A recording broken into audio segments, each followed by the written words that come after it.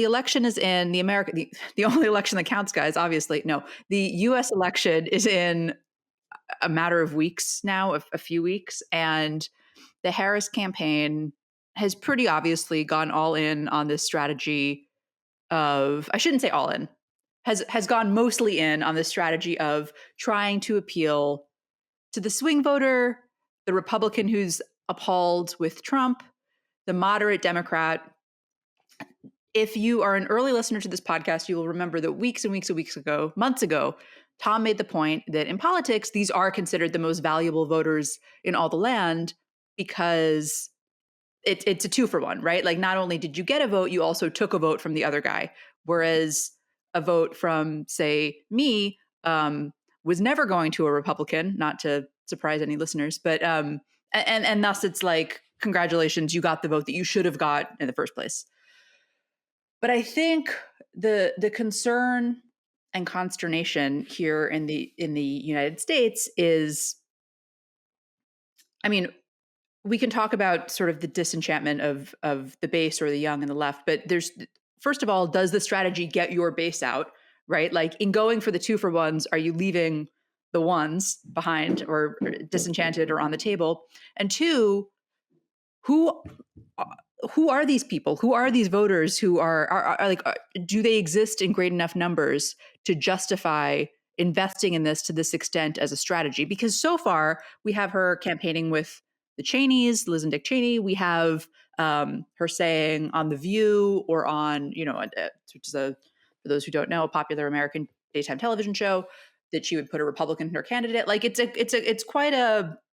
So I guess my question for you guys is, how does this look from afar? I have a sort of a question about this and a sort of a thought about it, because I saw a thing on Twitter the other day that Karl Rove is stumping for Kamala Harris, which is a completely insane thing. But it was also misinformation. This Twitter account was from February. Yeah. So this is, I mean, we could have a whole separate conversation about what's going viral on social media. This was a clip from February that some account took and repackaged as though this was new.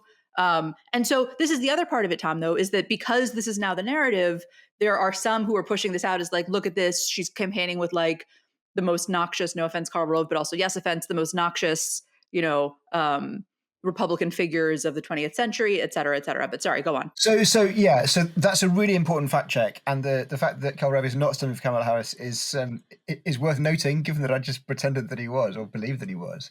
But I think the broader point that I was going to come to, I'm going to assert, still stands, which is that part of the temptation for the Harris campaign is that, quite unusually, and it's a Trump phenomenon, and we have seen this in some other elections. We saw it in the UK when Jeremy Corbyn was the leader of the Labour Party, and some people with a Labour Party background were quite upset and hostile to him, and that was quite helpful to the Conservatives and other opposition other parties that opposed Labour. These people, not Karl Rove, but some other prominent Republicans, are there, and they are saying that Trump is not acceptable, and they are saying you should vote for the Democrat, even though I don't massively like everything about her platform. She's just the only acceptable small d Democratic choice in this context. If you've got people saying that, the temptation to use them as a weapon, to deploy them into the discourse, must be overwhelming, because it's a really important message for those swing voters, for hard-to-reach voters, for Republicans who might be disaffected. Even if there is a bit of disquiet in people saying, well, hang on a minute, the Cheneys, I remember them, they are not our people. But I'm not sure that a party can turn this sort of thing down. It's just a gift you can't give away. But there's almost two different things to me, and yeah, I'd like to dig into those slightly separately, right? One is accepting the support, right? Which let's not forget, like, this was a Joe Biden pitch as well, right? It isn't just a Kamala Harris pitch. Joe Biden was the bipartisan option in the Trump era, etc. But here, what I think is also maybe a bit more complex, and I don't know, I don't remember right back in 2020 and whether Biden made promises like this, but specifically, Kamala said, I'll have a Republican in my cabinet. Now, she's not like promised, but she said it. And also there was the floated idea that she would have a bipartisan council to give her advice on various things. both of which were quite mocked by the more left progressive bits of the Democratic Party. But yeah, there's the accepting of support and even campaigning with the Republicans or disenchanted Republicans, and then promising to make policy with Republicans, which I think are two slightly separate things. And part of the question here is, I get the sense from some readings that even though Joe Biden made the whole bipartisan pitch, that his actual governance outside of foreign policy, which we talked about in the last few episodes, has actually been quite progressive, quite more labor oriented, has not really fallen into that heavily, bipartisan approach or Republican heavy approach. But yeah, I'm curious what you think about it. I think you're definitely right.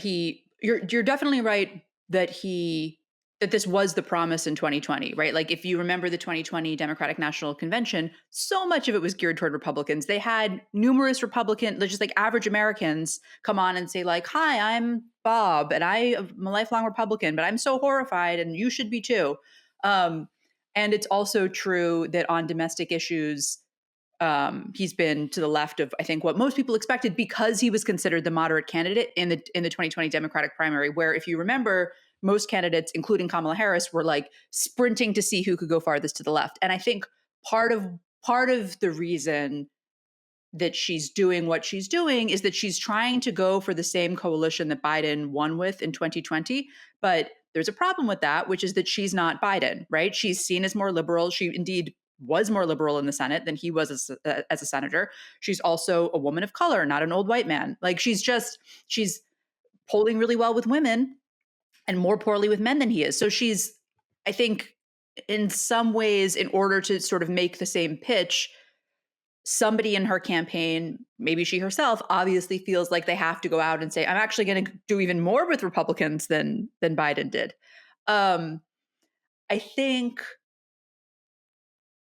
I totally agree with you too, that there's a difference between saying like, yes, I accept your endorsement, or yes, I'm touting how many people are Republicans but say Trump is terrible. I think, listen, the question about whether or not this is a good strategy or not will come down to how many of these voters, one, actually exist, and two, will go to the polls. Because I think there's a sense in the Democratic Party of like, great, the Republican Party is campaigning for Republican votes and the Democratic Party is also campaigning for Republican votes.